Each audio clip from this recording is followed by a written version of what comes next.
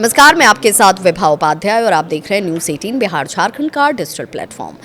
मध्य पूर्व में जारी जंग का असर अब पूरी दुनिया की अर्थव्यवस्था पर दिखने लगा है। सबसे बड़ा सवाल ये कि अगर स्ट्रेट ऑफ हॉर्मुज बंद हो जाता है तो क्या भारत में पेट्रोल और डीजल के दाम बढ़ जाएंगे या फिर भारत अपनी ज़रूरतें रशिया से पूरी कर पाएगा।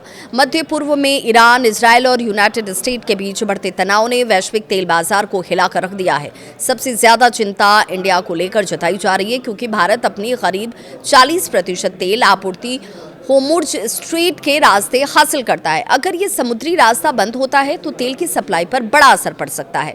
ऐसे में हालात दिखते ऐसे हैं कि भारत को अपनी ऊर्जा ज़रूरतों के लिए रशिया पर निर्भरता बढ़ानी पड़ सकती है। दरअसल कुछ समय पहले तक देखा जाए तो भारत रोजाना करीब 20 लाख बैरल रूसी कच्चा तेल आयात कर रहा था, लेकिन इसी साल जनवरी में ये घटकर करीब 11.6 लाख बैरल प्रतिदिन रह गया। इसकी एक बड़ी वजह ये रही डोनाल्ड ट्रंप की वो चेतावनी भी, जिसमें कहा गया था कि अगर भारत ने रूस से तेल आयात कम नहीं किया तो अमेरिकी टैरिफ बढ़ाए जा सकते हैं।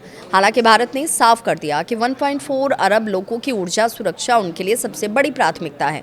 ऊर्जा विशेषज्ञों का भी ये मानना है कि अगर ये जंग 15 दिनों के भीतर खत्म हो जाती है तो फिर भारत पर इसका असर सीमित रहेगा, लेकिन अगर संघर्ष लंबा खिंचा तो तेल की कीमतों के साथ साथ अन्य चीजों के दाम भी बढ़ सकते हैं। सरकार का कहना है कि देश के पास फिलहाल करीब 74 दिनों का कच्चे तेल का भंडार मौजूद है, जिससे अचानक आने वाले संकट से निपटा जा सकता है। लेकिन चिंता सिर्फ तेल तक ही सीमित नहीं है। भारत की करीब 40% एलएनजी गैस सप्लाई कतर से आती है। अगर इस आपूर्ति में रुकावट आती है तो ऊर्जा संकट और गहरा हो सकता है।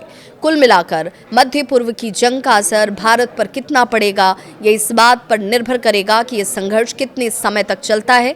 अगर हालात जल्दी सामान्य हो जाते हैं तो भारत सुरक्षित रहेगा, लेकिन लंबी जंग की स्थिति में तेल और गैस की कीमतें बढ़ना लगभग तय माना जा रहा है।